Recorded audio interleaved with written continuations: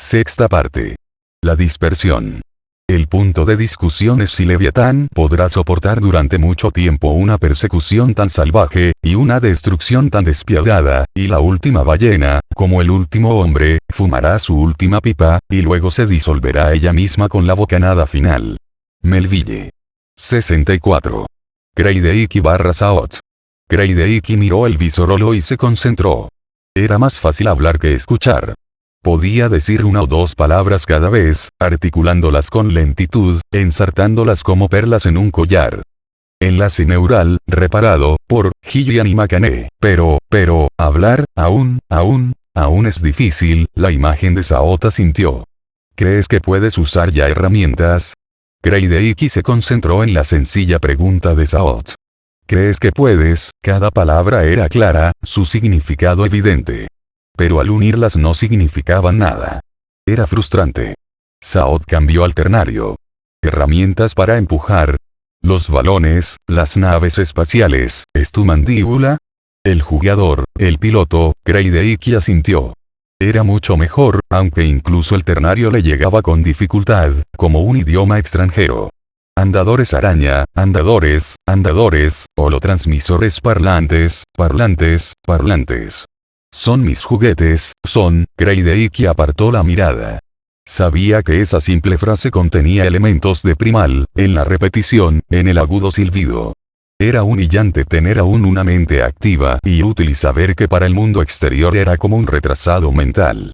Al mismo tiempo, se preguntó si Saot habría captado algún rastro del lenguaje de sus sueños, las voces de los viejos dioses. Escuchando al capitán, Saot se sentía aliviado. Su primera conversación había empezado bien, pero hacia el final la atención de Kreideiki había empezado a extraviarse, sobre todo cuando Saot comenzó a plantearle una batería de test lingüísticos.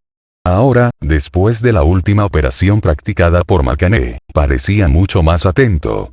Decidió verificar la capacidad de Kreideiki para escuchar, habiéndole acerca de su descubrimiento.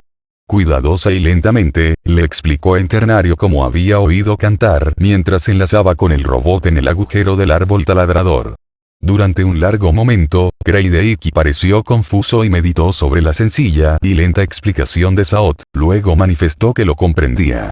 De hecho, a juzgar por su expresión, parecía considerar como la cosa más natural del mundo que un planeta pudiese cantar. Conéctame, por favor, yo quiero, escuchar, complacido por su interés, Saot batió las mandíbulas en señal de aprobación. No creía que Kreideiki, con los centros de lenguaje quemados, pudiera percibir algo que no fueran parásitos.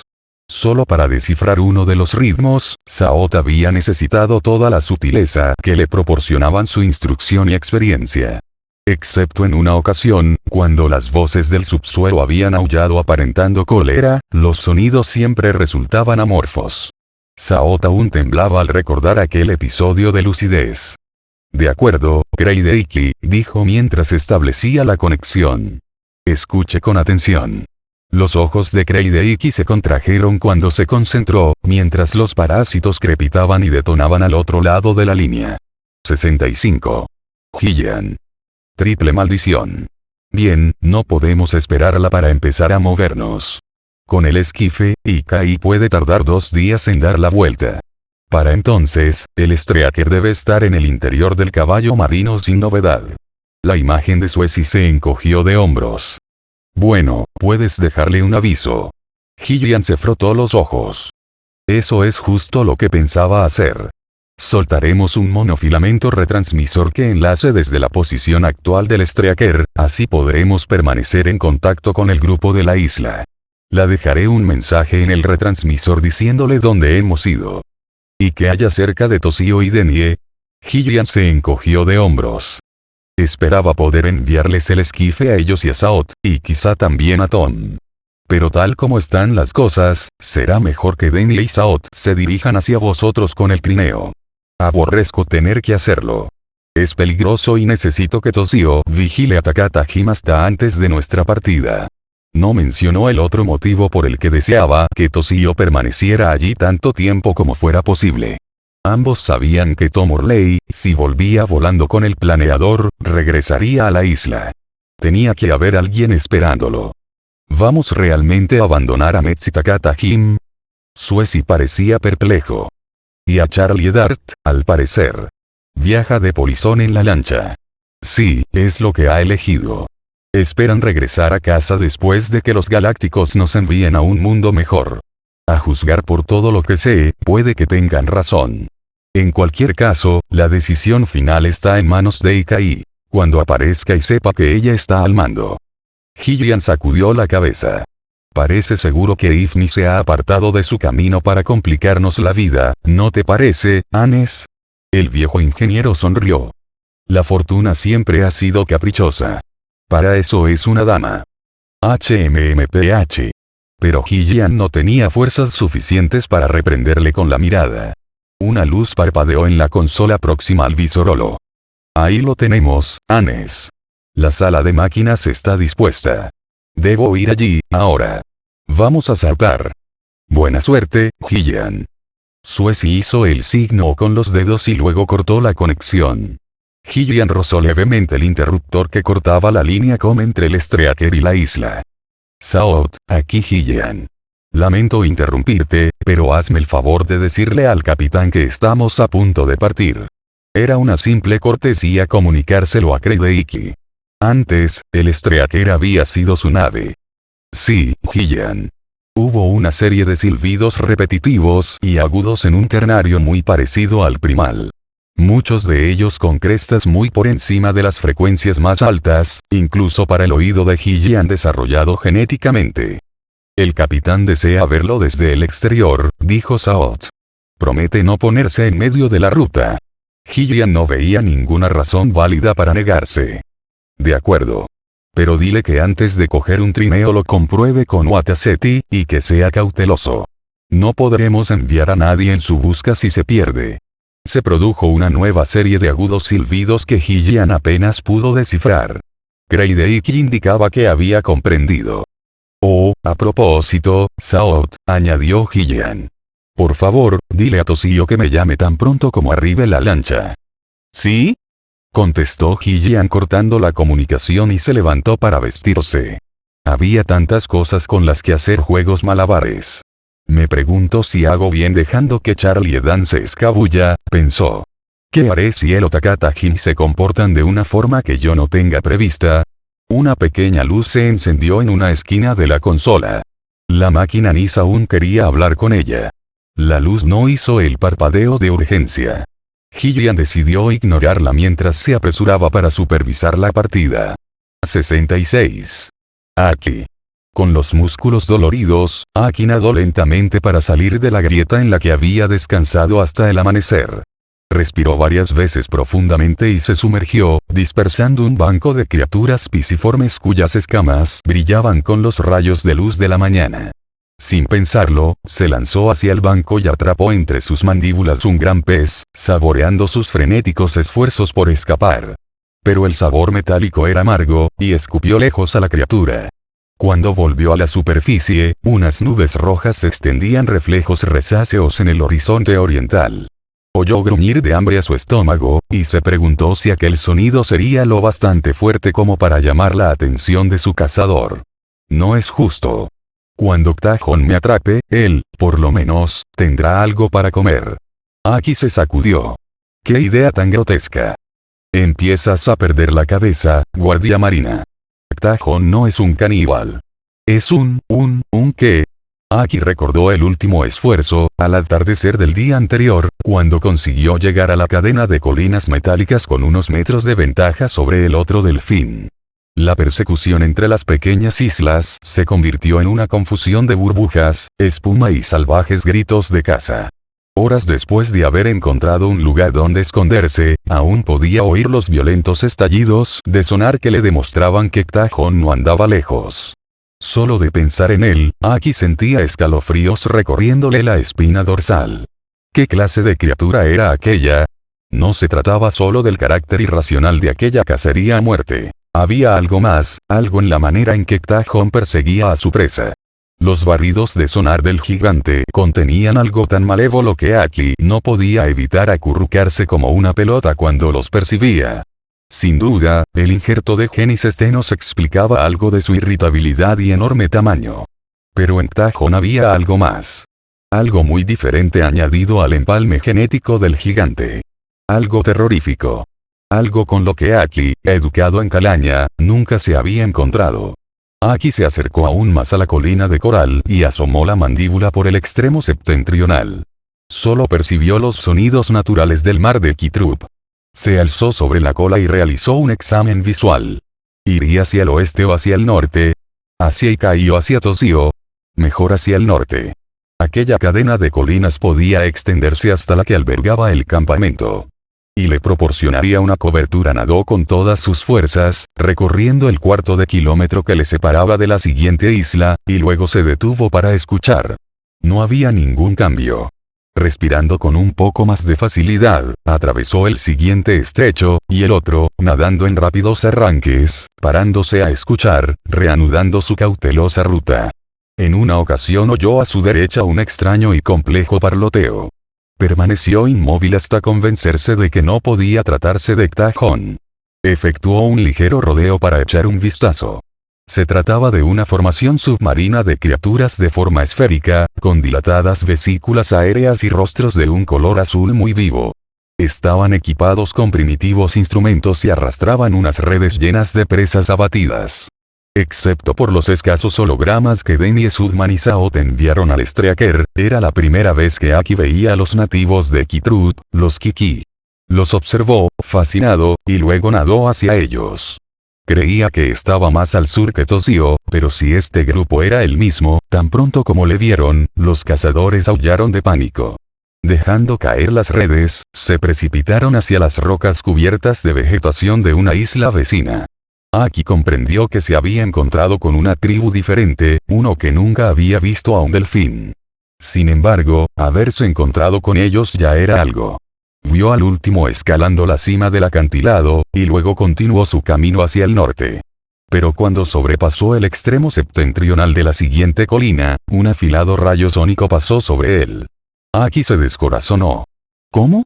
¿Había seguido Tahon su misma lógica acerca de la cadena de islas? ¿O tenía algún instinto demoníaco que le indicaba dónde capturar su presa?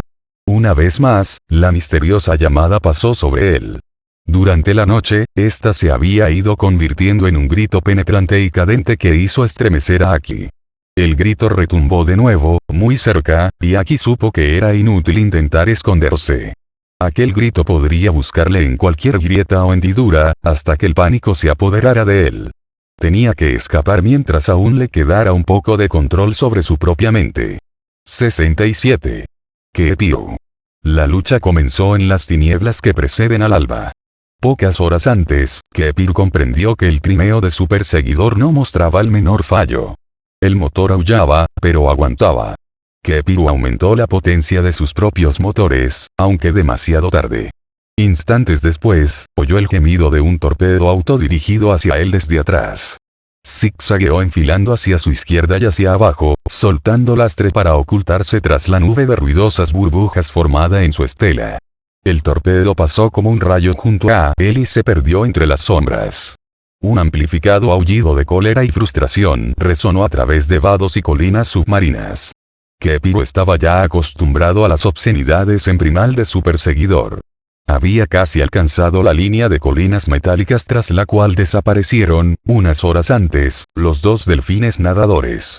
En cuanto llegó al alcance de su voz, Kepiru había escuchado los distantes gritos de caza y el escalofrío que le recorrió entonces se reproducía al recordarlos. Temía lo peor al pensar en Aki. Pero ahora Kepiru tenía sus propios problemas. Le deseaba suerte a Aki para que resistiera hasta que él pudiera deshacerse del idiota que tenía pegado a su propia cola. La luz aumentaba sobre su cabeza. Kepiru sumergió el trineo tras una cresta aterronada, reguló el motor al mínimo y esperó. Moki lanzó un juramento cuando el pequeño torpedo se negó a explotar. Los dientes son mejor que todas las cosas. Balanceó la mandíbula a derecha e izquierda. Había desconectado los sensores del trineo, y estaba controlando la máquina por pura inercia. ¿Dónde estaría ese astuto cabrón? Que salga de su agujero y acabemos de una vez. Moki estaba cansado, malhumorado, y terriblemente aburrido. Nunca había imaginado que convertirse en gran toro pudiera ser tan tedioso. Moki buscaba la caliente y casi orgásmica rabia de antes. Intentó volver a despertar en él la sed de sangre, pero solo podía pensar en matar peces, no delfines. Si pudiera emular el salvajismo que había percibido en el grito de caza de Ta-Hon. Moki ya no aborrecía al terrible gigante. Había empezado a pensar en Ta-Hon como en una criatura sobrenatural de naturaleza demoníaca. Mataría a ese Tursiops cabrón y le llevaría su cabeza, en prueba de sus méritos como discípulo. Luego, también él se convertiría en un espíritu elemental, un terror al que nadie osaría enfrentarse. Imprimió al trineo una trayectoria circular, manteniéndose sobre el fondo marino para sacar ventaja de las sombras sónicas. El Tursiops había girado a la izquierda a gran velocidad. Su giro debía ser más amplio que el efectuado por él mismo. Aquello le indicaba que la caza seguía en la trayectoria correcta. Moki estaba montando guardia cuando la cacería empezó, por eso su trineo estaba equipado con torpedos. Tenía la seguridad de que el sabelotodo no poseía ninguno. Silbó en ansiosa anticipación de un final para aquella aburrida caza. Un sonido. Se giró tan bruscamente que se golpeó el hocico contra la cúpula burbuja de plástico. Moki hizo saltar el trineo hacia adelante, al tiempo que preparaba otro torpedo. Este acabaría con su enemigo. Un brutal desnivel conducía a un amplio valle oceánico. Cargó lastre y descendió siguiendo el cañón. Desconectó los motores y se detuvo. Pasaron varios minutos mientras el amortiguado sonido de los motores crecía en intensidad a su izquierda. El trineo que se acercaba también lo hacía pegado a la pared del acantilado, pero a mayor profundidad. De pronto, lo vio justo debajo de él. Moki prefirió no abrir fuego de inmediato. Era demasiado fácil. Quería que el pequeño cabrón oyera la muerte cayendo sobre él por la espalda, demasiado cercana para escapar. Quería que se retorciera de pánico antes de que el torpedo despedazara su cuerpo. El trineo de Moki emitió un gruñido y luego se lanzó a la persecución. Su víctima nunca podría girar a tiempo. Moki empezó a cantar. La manada de toros tiene un gran toro. Moki interrumpió su cántico. ¿Por qué no oía aquel astuto cabroncete? Hasta entonces, se había basado por completo en el sonido. Solo ahora volvió la vista hacia su presunta víctima. El trineo estaba vacío. Navegaba lentamente a lo largo del acantilado, sin el piloto. Pero entonces, ¿dónde? Oídos de cazador pueden hacer un toro, pero ojos y cerebro hacen un astrodelfín. La voz estaba sobre él. Moki profirió un aullido e intentó girar el trineo y lanzar un torpedo al mismo tiempo. Con desesperación, los motores gimieron para luego quedar en silencio. El enlace neural le llevó la muerte en el momento en que descubría, 2 metros por encima de él, un delfín Tursiops liso y gris cuyos blancos dientes brillaban a la luz de la superficie. Y la estupidez solo hace cadáveres. Moki gritó mientras la linterna eléctrica del arnés del piloto explotaba en un brillante láser azul. 68. Tom Hurley. ¿De dónde salían todos aquellos galácticos? Oculto tras un bajo montículo vegetal, Tom Hurley observaba en el horizonte a los diversos grupos alien. Contó al menos 3, convergiendo desde direcciones diferentes hacia la flotante nave oval. Tras él, a casi 1,5 kilómetros, el volcán seguía gruñendo.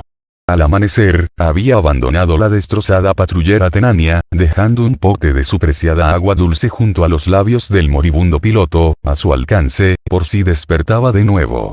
En cuanto vio el grupo de los Tandú, se puso en marcha, probando los zapatos de hierba recién tejidos sobre la desigual superficie pantanosa. La anchura del calzado, muy parecido a las raquetas para la nieve, le ayudaba a caminar cautelosamente sobre la resbaladiza alfombra de cepas. Al principio, se movía con mucha más rapidez que ellos. Pero pronto los Tandú desarrollaron una nueva técnica. Dejaron de patalear en el barro, y andaban ahora a mayor velocidad. Tom se mantuvo a cubierto, preocupado por lo que podía ocurrir si le descubrían. Y en aquellos momentos había también otros grupos, uno acercándose desde el sudoeste y otro desde el oeste. No podía aún distinguirlos con claridad. Eran solo puntos que se desplazaban poco a poco y con dificultad sobre el recortado horizonte. ¿Pero de dónde demonios venían? Los Tandu eran los más cercanos. Había al menos 8 o 9 de ellos aproximándose en columna. Cada criatura extendía sus 6 piernas giratorias para repartir el peso del cuerpo. En los brazos llevaban unos largos instrumentos brillantes que solo podían ser armas. Ahora avanzaban a toda velocidad. Tom se preguntó cuál sería su nueva técnica. Se dio cuenta de que el Tandu que iba en cabeza no llevaba ningún arma. En cambio, sujetaba una peluda y deforme criatura, inclinándose de vez en cuando sobre su carga, como si tratara de infundirle ánimos. Tom se arriesgó a sacar la cabeza por encima del montículo. Estoy perdido. Aquella criatura cubierta de pelo estaba creando tierra, o al menos algo sólido, un estrecho camino que se materializaba ante el grupo. Justo enfrente y a ambos lados del sendero se reflejaba un débil resplandor, donde la realidad parecía luchar contra aquella nociva intrusión. Un epicíarca. Por un momento, Tom olvidó su difícil situación, alegrándose por poder ver tan extraña imagen. Mientras estaba mirando, el sendero se interrumpió en un punto. Las líneas luminosas que lo rodeaban se rompieron con un ruido sordo. El guerrero Tandu que estaba allí cayó dando tumbos entre las hierbas. Al debatirse solo consiguió agrandar el agujero en la alfombra vegetal, hasta hundirse por fin en el mar como una piedra. Ninguno de los otros Tandu se dio por enterado. Los 2 que le seguían saltaron, por encima de la grieta, a la superficie provisionalmente sólida que había más allá. El grupo, con un miembro menos, prosiguió su avance. Tom sacudió la cabeza. Tenía que llegar a la nave antes que ellos. No podía permitir que los Tandu le aventajaran. Y sin embargo, si hacía algo, aunque solo fuera reemprender la marcha, con toda seguridad le localizarían. No dudaba de la eficacia de sus armas. Ningún guerrero humano que subestimara a los Tandu podría vivir mucho tiempo. Con desgana, se arrodilló y desató las cintas de sus zapatos de hierba. Los abandonó y se arrastró con sigilo hacia el borde de una charca abierta entre las cepas. Empezó a contar despacio, esperando hasta que pudo oír a la columna de galácticos aproximarse. Ensayó mentalmente sus movimientos inmediatos. Tras varias inspiraciones profundas, se puso la mascarilla de inmersión, asegurándose de que le quedara ajustada y de que las aletas colectoras no estuvieran obturadas. Luego desenfundó la pistola de agujas y la sujetó con ambas manos. Afianzó los pies sobre 2 sólidas raíces y comprobó su equilibrio. La charca estaba exactamente delante de él. Cerró los ojos. Escucha, el batir de la cola de un tiburón atigrado, su sentido de empatía captó las poderosas emisiones del demente Ed que dirigía y que ahora se encontraba solo a 80 metros de distancia. Gillian, suspiró. Y entonces, con un súbito y ágil movimiento, se puso en pie y extendió los brazos con el arma entre las manos. Abrió los ojos y disparó. 69. Tosió. A pesar de las objeciones de Toshio, habían utilizado la última energía de la lancha para subirla a la cima de la isla. Él les había propuesto ensanchar con explosivos la entrada de la cámara situada bajo la colina metálica, pero Takata-jin no había tenido en cuenta aquella sugerencia. Eso significó 2 horas de agotador trabajo, amontonando el follaje tronchado sobre la pequeña nave para camuflarla. Toshio no creía que sirviera de algo si los galácticos acababan su batalla y dirigían por completo su atención hacia la superficie del planeta. Se suponía que Metz y Dart iban a ayudarles. Toshio les encargó el trabajo de cortar ramas, pero pronto se dio cuenta de que debía estar explicándoles todas y cada una de las cosas que tenían que hacer. Dart se mostraba enojado y resentido por recibir órdenes de un guardia marina que pocos días antes estaba bajo su autoridad. Estaba claro que deseaba recuperar los suministros que, debido al nerviosismo, había dejado junto a la charca del árbol taladrador antes de verse enrolado en el grupo de trabajo. Metz parecía tener mejor voluntad, pero estaba tan ansioso por acabar y poder hablar con Denie que su distracción y torpeza lo hacían ineficaz. Toshio acabó diciéndoles que se fueran y terminó él solo el trabajo. Por fin, el bote quedó cubierto y se dejó caer al suelo, apoyándose contra el tronco de un árbol oleoso. Maldito Takata-jin. Se suponía que la misión de Toshio y Denie consistía en garantizar la seguridad del campamento, informar a Metz de sus descubrimientos sobre los Kiki y luego subir al Crimeo y marcharse de allí. El proyecto de Hillian era que partieran a las pocas horas, y sin embargo aún no estaba casi nada terminado. Además, el Siraque les avisó solo una hora antes de que era muy probable que llegara también un polizón.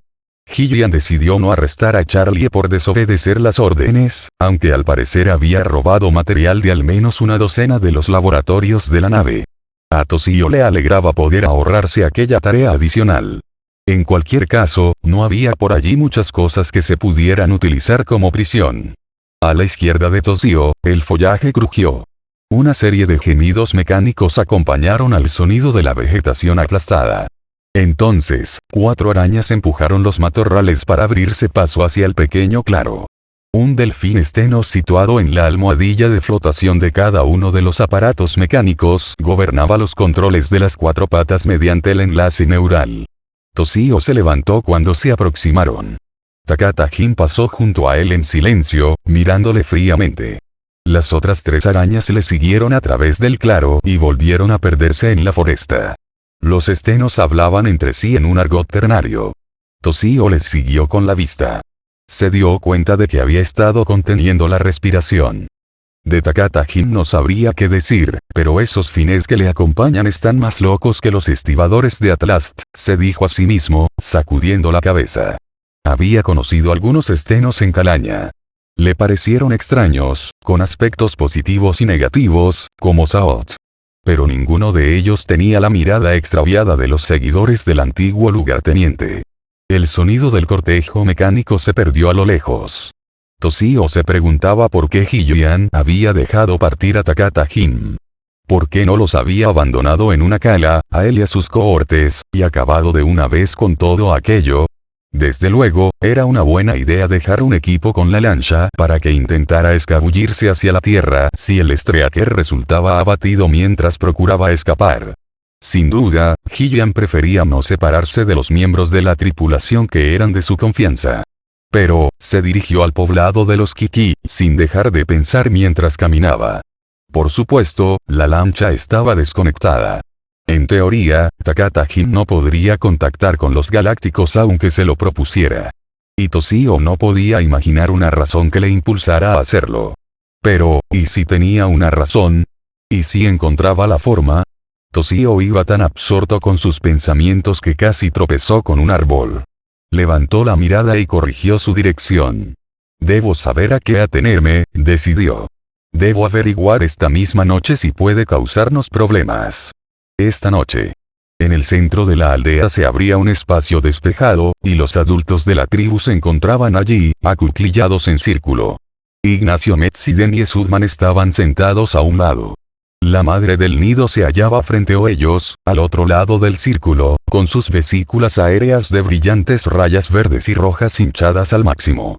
Los ancianos la rodeaban formando una masa ondulante y jadeante que, bajo los rayos de sol que se filtraban a través de la foresta, parecía un conjunto de globos multicolores. Toshio se detuvo en el borde del claro, en el que había la suficiente luz solar para mostrarle que se estaba celebrando un conclave de razas. La madre del nido de los Kiki parloteaba agitando sus garras arriba y abajo de una forma extravagante, lo cual quería significar, según les dijera Denie, un alegre énfasis. Si la vieja hembra estuviera irritada, habría efectuado esos mismos gestos en diagonal. Era una sencilla estructura expresiva de gran claridad. El resto de la tribu repetía sus sonidos, anticipándose a veces en las subidas y bajadas de aquel cántico de consenso. Ignacio Mesa sentía con entusiasmo, ahuecando una mano sobre el auricular mientras escuchaba la traducción del ordenador. Cuando terminó el canto, Metz pronunció unas palabras en un micrófono. Una larga serie de repetitivos chillidos agudos salió del altavoz de la máquina. La expresión de Denie era de alivio. Estuvo temiendo aquel primer encuentro entre el especialista en elevación y los Kiki. Pero, por lo visto, Metz no había estropeado las pacientes negociaciones que Denie había mantenido con los presensitivos. La reunión parecía haber llegado a una conclusión satisfactoria. La muchacha se dio cuenta de la presencia de Toshio y le dirigió una alegre sonrisa. Sin ceremonias, se levantó y abandonó el círculo. Se precipitó hacia las lindes del bosque, donde él la esperaba. ¿Cómo va todo?, preguntó Toshio. De maravilla. Se ha leído todos los informes que envié a la nave. Ha asimilado su protocolo de grupo, sus características físicas según el sexo y la edad, y considera que mi análisis de comportamiento es ejemplar. Ejemplar. Toshio sonrió, contento de verla feliz. Denny estaba tan excitada que no podía dejar de moverse. Dice que me conseguirá una entrevista con un miembro del centro de elevación. ¿Te lo imaginas? ¿Y el contrato? Oh, estará listo en cualquier momento. Si Kai viene con el esquife, llevaremos con nosotros una docena de Kiki a bordo del Streaker. Si no, algunos de ellos irán con Mets cuando regrese a la Tierra con la lancha. Ya está todo arreglado. Toshio echó un vistazo a los felices aldeanos e intentó que no se transparentaran sus inquietudes. Era por el bien de los Kiki como especie, por supuesto. Les iría mejor bajo el tutelaje de la humanidad que con cualquier otra raza de las que viajaban por el espacio. Y los genetistas de la Tierra necesitaban examinar algunos ejemplares vivos antes de depositar cualquier demanda de adopción. Se harían todos los esfuerzos para mantener sano al primer grupo de aborígenes. Denny había dedicado la mitad de su tiempo a analizar sus necesidades corporales, incluyendo los necesarios elementos residuales. Pero parecía imposible que algún miembro de aquel primer grupo pudiera sobrevivir. Incluso si lo conseguían, Toshio dudaba que los Kiki tuvieran una idea de las cosas extrañas que les esperaban. Aún no eran sensitivos, se recordó a sí mismo. Según las leyes galácticas no eran más que animales. Y, a diferencia de cualesquiera otros de las 5 galaxias, nosotros intentaremos explicarles lo que vamos a hacer con ellos, y les pediremos permiso. Pero recordaba una noche tormentosa, bajo una lluvia torrencial y resplandecientes relámpagos, cuando los pequeños anfibios se acurrucaron contra él y contra un delfín herido que era su amigo, manteniéndolos calientes y reconfortándolos con su compañía. Se alejó del claro bañado por el sol. Así que ya no hay nada que te retenga aquí, le dijo a Denny. Ella negó con la cabeza. Me gustaría quedarme un poco más, desde luego. Ahora que he acabado con los Kiki, puedo ponerme a trabajar en el problema de la colina metálica. Por eso estaba un poco malhumorada estos días pasados. Además de tener que atender 2 tareas de gran importancia, me sentía frustrada. Pero ahora hemos dado un paso adelante en la solución del problema. ¿Sabías que el núcleo de la colina metálica también está vivo? Toshio interrumpió aquella oleada de palabras. Denny. Deja eso por un minuto, por favor, y contéstame a una pregunta. ¿Estás ya lista para partir? Denny parpadeó y, frunciendo el ceño, cambió el rumbo de sus pensamientos. ¿Lo dices por el Streaker? ¿Hay algo que no funciona? Han empezado a moverse hace unas horas. Lo que quiero que hagas es que recojas todas tus notas y muestras y las pongas a buen recaudo en el trineo. Tú y Saotos iréis por la mañana. Ella le miró como si le costase comprender el significado de sus palabras. ¿Quieres decir tú, yo y Saot, verdad? No. Yo me quedo un día más. Es necesario. Pero, ¿por qué? Escucha, Denny, ahora no puedo decirte nada. Simplemente, haz lo que te pido, por favor. Dio la vuelta para encaminarse de nuevo a la charca del árbol taladrador, pero ella le agarró por el brazo. No se detuvo, de modo que se vio obligada a seguirlo. Pero debemos irnos juntos. Si tienes cosas que hacer, esperaré contigo. Toshio siguió adelante sin responder. No sabía qué decirle. Resultaba triste haber conquistado al fin su respeto y afecto solo para perderla unos días después. Si madurar es esto, pueden reservárselo para ellos, pensó. Vaya porquería. Mientras se acercaban a la charca, les llegó el eco de una violenta disputa en aquella dirección. Toshio apresuró el paso, y Denny se vio obligada a trotar para seguir a su altura hasta que ambos desembocaron en el claro. Charles Dart aullaba, agarrado a un delgado cilindro cuyo extremo opuesto sostenía el brazo manipulador de la araña de Takata Jin.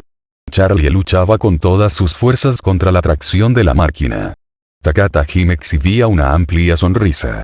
La lucha duró aún unos cuantos segundos, mientras los poderosos músculos del Neo-Chimp soportaron la tensión, pero luego el cilindro se le escapó de las manos. Cayó de espaldas dando tumbos, y se detuvo justo al borde de la charca.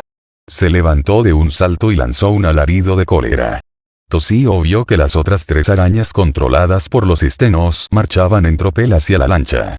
Cada una de ellas portaba otro delgado cilindro. Toshio se quedó inmóvil cuando pudo ver con claridad el que Takata-jin había cogido. Lo miró con los ojos desorbitados. No representan ningún peligro, observó Takata-jin despreocupadamente. Se los he confiscado. Los dejaré en custodia a bordo de mi bote, y así resultarán inofensivos.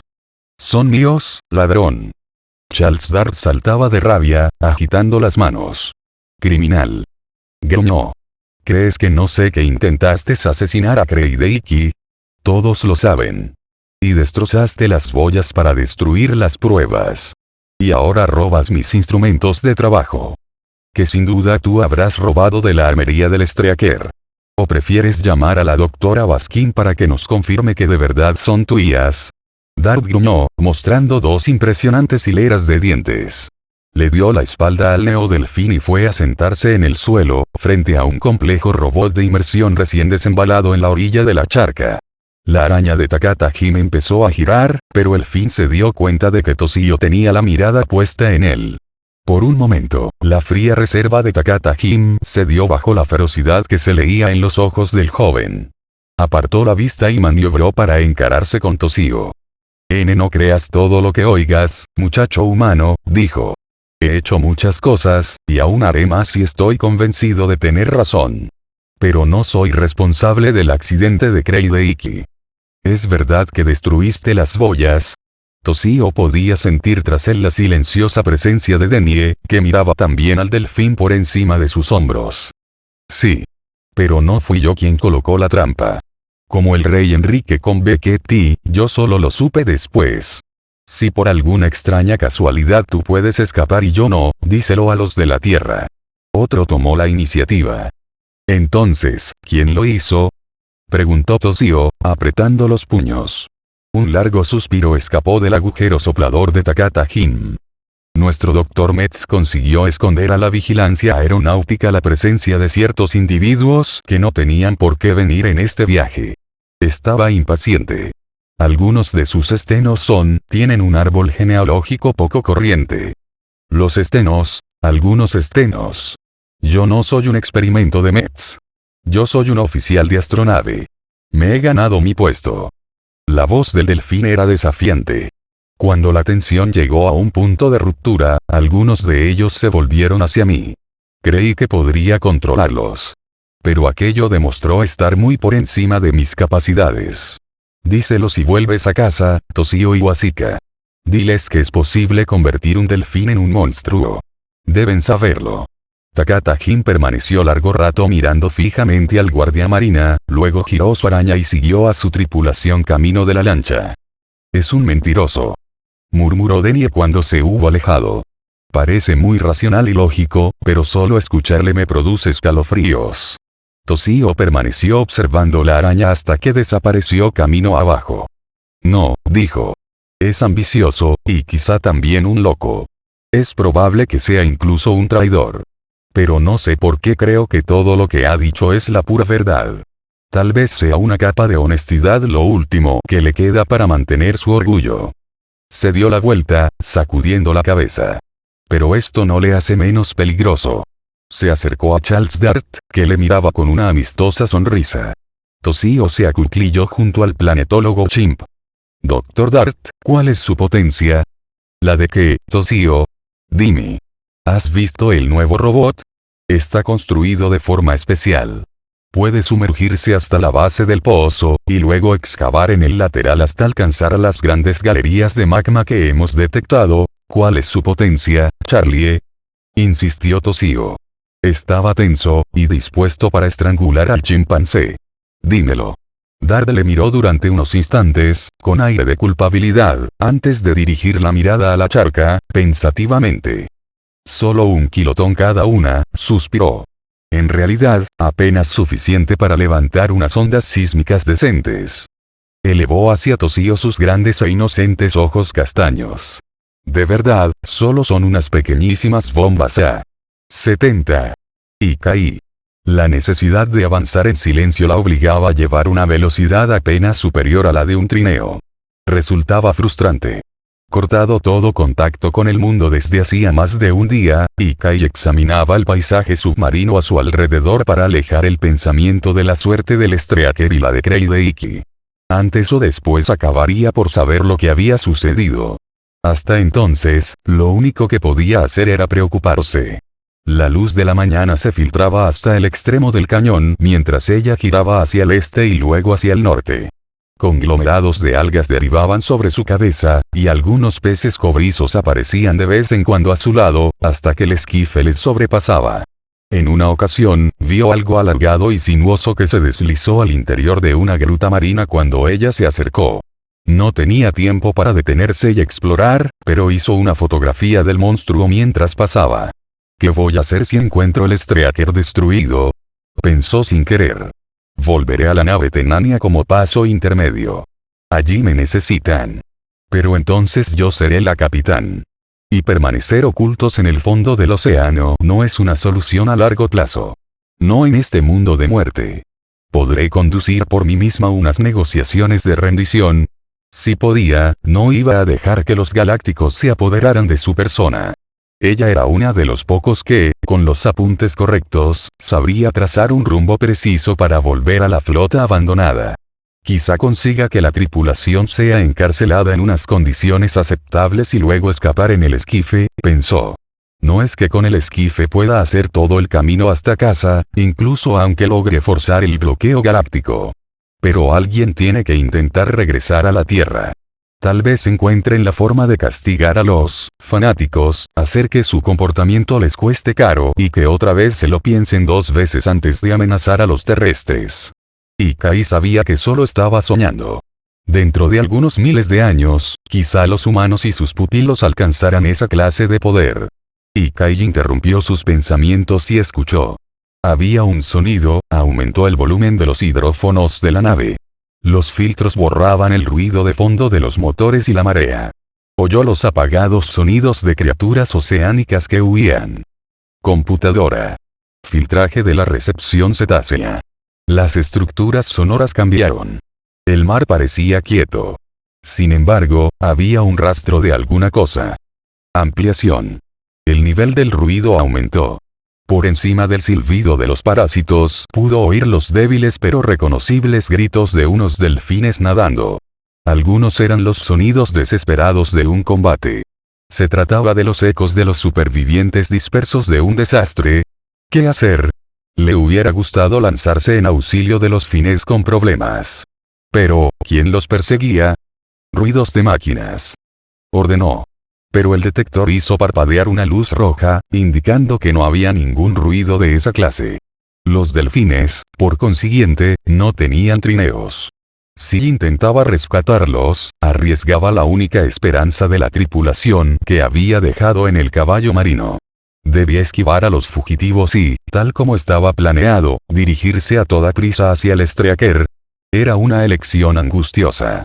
Ikki redujo la velocidad para hacer menos ruido y enfiló el esquife hacia el norte, hacia los débiles gritos. 71. Charles Dart. Esperó hasta que todos se hubieron ido para desatornillar la parte posterior del nuevo robot y verificar su contenido. Sí, aún estaba allí. Oculto con toda seguridad. Ah, bien, pensó. Confiaba en repetir el experimento, pero una sola bomba será suficiente. 72. Streaker. Fragmento del diario de Gillian Baskin. Estamos en camino. Todos a bordo parecen haberse tranquilizado cuando por fin empezamos a movernos. Anoche, el Streaker abandonó el fondo del océano, con los impulsores al mínimo. Yo estaba en el puente, recibiendo los informes de los fines que controlaban desde el exterior y observando los indicadores de tensión hasta que estuve segura de que el Streaker funcionaba bien. De hecho, ha sido tan positivo para él como para nosotros emprender la marcha. Emerson y la tripulación de la sala de máquinas pueden estar orgullosos de su trabajo, aunque, desde luego, las fobinas encontradas por Tommy TSHT son quienes lo han hecho posible. El Streaker zumba otra vez como una verdadera nave espacial. Nuestro rumbo es directo al sur. Conforme avanzamos, vamos dejando caer un monofilamento que nos permitirá seguir en contacto con el grupo de la isla y transmitir un mensaje a Ikki cuando aparezca. Espero que se dé prisa. Ser un capitán es más difícil de lo que me había imaginado. Debo asegurarme de que todo se ha hecho en el debido orden y correctamente, y esto del modo más discreto posible, sin provocar que los fines sientan que la vieja dama está siempre encima de ellos. A veces, lamento no tener un poco de la preparación militar que Tom adquirió mientras yo estaba lejos estudiando medicina. En menos de 30 horas alcanzaremos la nave Tenania. Suezi dice que saldrá a nuestro encuentro. Entre tanto, tenemos patrulleras en el exterior, y Watasetti nos precede con un trineo de detección. Sus instrumentos muestran un escape muy pequeño, así que por ahora no corremos peligro. Daría la paga de un año por tener a mi lado a Ikai, a TSHT, o incluso a Kepio. Nunca comprendí antes por qué un capitán tiene tanta necesidad de un buen oficial ejecutivo. Y hablando de capitanes, el nuestro es maravilloso. Después de abandonar la enfermería, Kreideiki parecía aturdido la mayor parte del tiempo. Pero la larga conversación que mantuvo con Saot parece haberlo despertado. Ignoro lo que hizo Saot, pero nunca creí que alguien tan gravemente lesionado como Kreideiki pudiera demostrar tanta energía y resultar tan útil. Cuando zarpamos, pidió permiso para supervisar a los exploradores y a los blanqueadores. Me desesperaba por encontrar un fin de confianza que se responsabilizara de eso, y me dije que sería una ayuda moral que apareciese en público. Incluso los estenos se excitaron cuando vieron que estaba allí. Los últimos restos de su amargura por mi golpe de estado, y por el exilio de Takata Jim, parece que se han disipado. Kreideiki se ve limitado a las más simples llamadas en ternario, pero al parecer es suficiente. Ahora está ahí fuera, zigzagueando en su trineo, cuidando de las cosas en el orden de su importancia, llamando la atención y dando ejemplo. Faltan pocas horas para que TSHT se reúna con los exploradores, y entonces Kreideiki podrá regresar a bordo. Desde que regresé, no ha dejado de centellear una pequeña luz en mi transmisor. Se trata de la loca máquina Nistimbrimi. He decidido que esa condenada espere. Tom no lo aprobaría, lo sé. Pero la resistencia de una FEM tiene sus límites, y yo he de descabezar un sueño. Además, si se tratara de algo urgente ya habría encontrado la forma de interrumpirme y hablar conmigo. Oh, Tom, cuánto necesitamos ahora tu fuerza y energía. ¿Estás ya en el camino de vuelta? ¿Estás ya volando en tu pequeño planeador hacia la isla de Toshio? ¿A quién quiero engañar? Desde la primera bomba sí no hemos detectado nada, solo ruidos procedentes de la batalla espacial, algunos de ellos, que indicaban combates, sobre la última posición conocida de Tom. No ha enviado ninguno de los globos de mensajes. Eso puede significar o que ha decidido no enviar un mensaje ambiguo, o que ha ocurrido lo peor. Y sin ninguna señal de Tom, ¿cómo podemos decidir qué hacer una vez que estemos dentro del caballo marino? ¿Debemos despegar y probar suerte o debemos permanecer en el interior del casco tanto tiempo como sea posible? Será Ikai quien tome esta decisión cuando llegue el momento. Gillian cerró el diario y presionó con el pulgar el sistema de seguridad autodestructivo. Se levantó y apagó la luz. Al salir del laboratorio pasó frente al féretro de éxtasis del cadáver que habían recuperado en las Sirtes a tan alto precio. Elvie aún sonreía abiertamente bajo un pequeño proyector. Un viejo enigma. Un misterio. Una fuente de problemas. Golpeado, marcado con las cicatrices de la batalla, el Streaker avanzaba lentamente por el fondo del valle entre el dulce ronroneo de sus motores, que funcionaban a media potencia. Una oscura y espumosa bruma se formaba bajo él cuando los impulsores levantaban el cieno. La nave cilíndrica se deslizaba sobre la negra oscuridad de los acantilados y las cimas, orillando los bordes de montículos marinos y los muros de los valles. Los pequeños trineos evolucionaban a su lado, guiando al Streaker a través del fono sonar. Kreideiki veía a su nave una vez más en movimiento. Escuchaba los escuetos informes de los exploradores y los flanqueadores, y las respuestas del personal del puente. No podía seguir en detalle los mensajes. El sofisticado argot técnico estaba tan fuera de su alcance como los años que ya habían pasado. Pero comprendía el significado oculto tras las palabras. La tripulación tenía las cosas bien controladas. En realidad, no podía ver el Streaker, 50 metros más abajo, con aquella luz difusa y azulada, pero podía oírlo, su propio sonar chasqueaba con dulzura, acompañando a la nave mientras él saboreaba el profundo rugido de los motores, e imaginaba lo que podría ser con ella cuando volara de nuevo. Nunca más, Kreideiki. Nunca volarás otra vez con esta nave. El espectro, KKKPH cree, se materializó poco a poco a su lado, una silueta fantasmal de sombras plateadas y sonoras. La presencia del dios no provocó ninguna sorpresa en Kreideiki, ni siquiera la menor desazón. Había estado esperando que apareciera. Y ahora nadaba con indolencia junto a su trineo, manteniéndose a su altura sin esfuerzo aparente. Has escapado de nosotros. Sin embargo, ahora me esculpes voluntariamente fuera de la canción. A causa de las antiguas voces que oíste. ¿Las voces de abajo?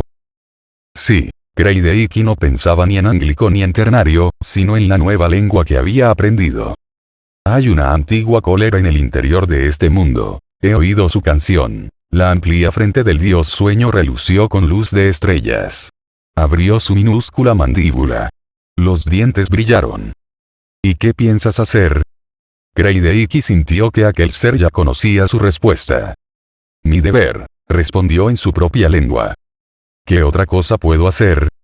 Desde las profundidades del sueño cetáceo, KKKPH cree suspiró con aprobación.